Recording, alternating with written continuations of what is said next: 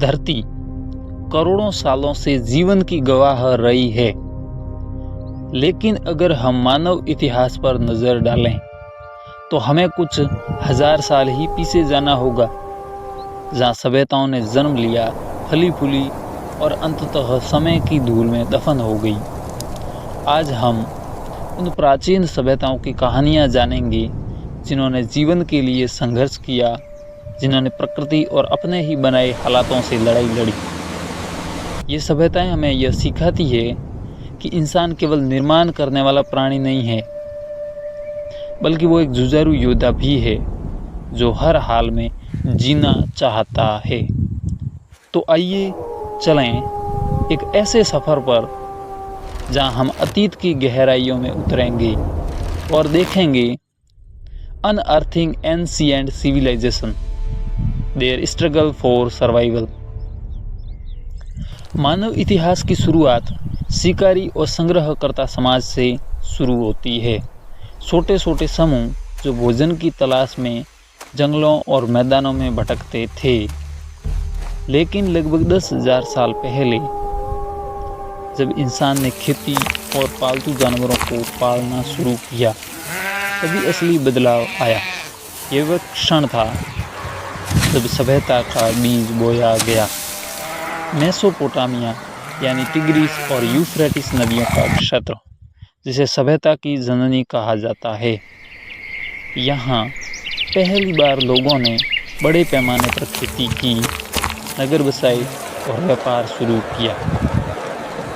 सोचिए, 5,000 साल पहले जब दुनिया का बड़ा हिस्सा अभी भी शिकार और संग्रह में लगा हुआ था, तब मेसोपोटामिया में लोग लेखन सीख रहे थे, कानून बना रहे थे और मंदिर खड़ा कर रहे थे। लेकिन जीवन आसान नहीं था।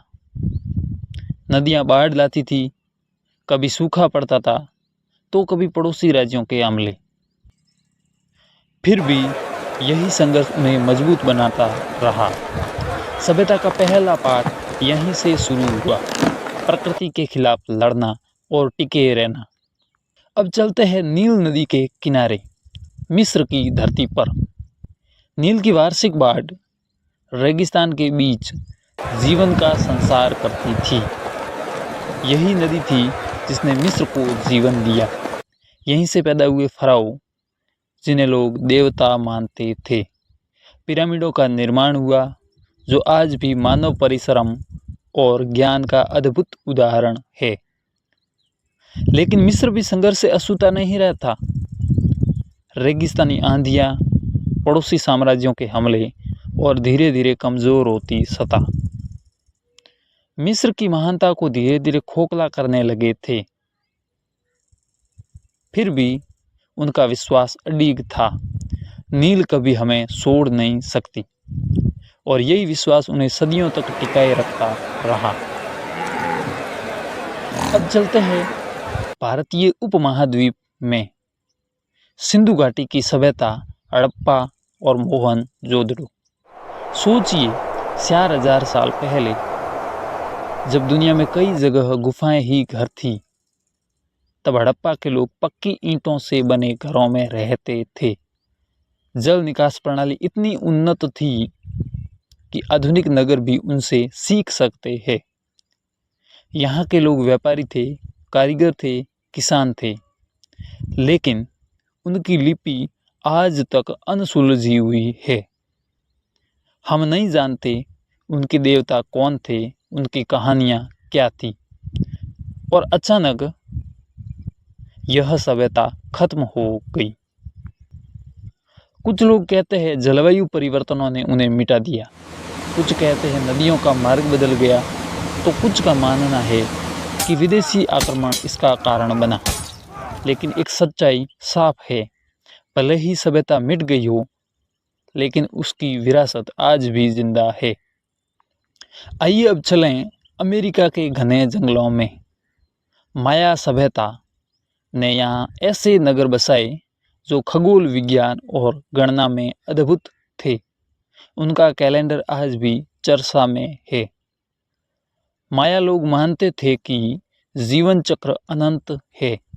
उनके मंदिर आसमान से बात करते प्रतीत होते। फिर आए एज़टेक, जिनका शहर टेनोस्टिलान झील के बीचों बीच बसा था।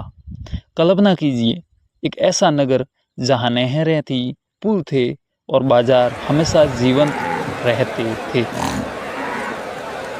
लेकिन इन महान सभ्यताओं को भी संघर्ष झेलना पड़ा। संसाधनों का अत्यधिक दोहन, आपसी युद्ध और अंततः यूरोप से आए स्पेनिश विजेताओं का आक्रमण। धन, सोना, शक्ति, सब कुछ लूट लिया गया। लेकिन उनकी संस्कृति आज भी लैटिन अमेरिका की नसों में दौड़ रही है। अब चलते हैं पश्चिमी दुनिया की ओर, यूनान, जहां लोकतंत्र का जन्म हुआ, जहां सुकरात, प्लेटो और अरस्तु ने विचारों से दुनिया को बदल दिया। फिर आया रोम, एक ऐसा साम्राज्य जो यूरोप, एशिया और अफ्रीका तक फैला। रोम की सेनाएं, उनकी सड़कें और उनका कानून, सब कुछ अद्वितीय था। लेकिन क्या हुआ? इतनी शक्ति, इतना वैभव, फिर भी रोम ढह गया, क्योंकि भीतर से वो कमजोर हो चुका था। भ्रष्टाचार, आर्थिक संकट और लगातार युद्धों ने उसकी नींव हिला डाली थी। रोम का पतन हमें यह सिखाता है, सभ्यता का अंत बाहर से नहीं, भीतर से शुरू होता है। अब चलते हैं पूर्व की ओर, चीन की धरती पर। पीली नदी और यांगसी ने यहाँ हजारों सालों से सभ्यता को पोषित किया। शांग, झोउ और हान राजवंशों ने विज्ञान और कला में अद्भुत योगदान दिया। कागज, बारूद, छपाई और रेशम, ये सब यहीं से दुनिया को मिले।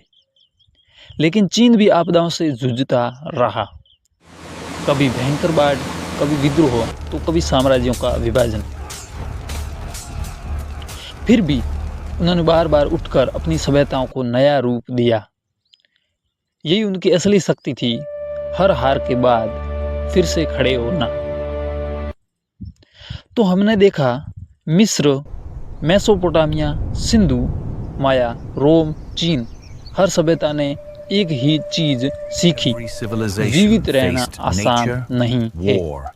कभी प्रकृति दुश्मन बन गई, कभी पड़ोसी साम्राज्य, और कभी इंसान की अपनी गलतियां।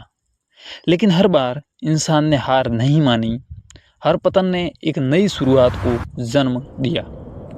आज भी आधुनिक दुनिया इन्हीं चुनौतियों से घिरी है, जलवायु परिवर्तन, युद्ध और संसाधनों की कमी। अगर हमने अतीत से सबक नहीं लिया तो हमारी सभ्यता भी उसी राह पर जा सकती है।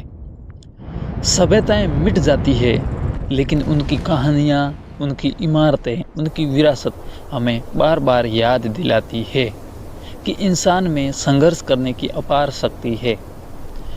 आज जब हम गगनचुंबी इमारतों और तकनीक की दुनिया में जी रहे हैं, तो हमें यह याद रखना होगा, सभ्यता केवल ताकत से नहीं बल्कि संतुलन और अनुकूलन से बचती है।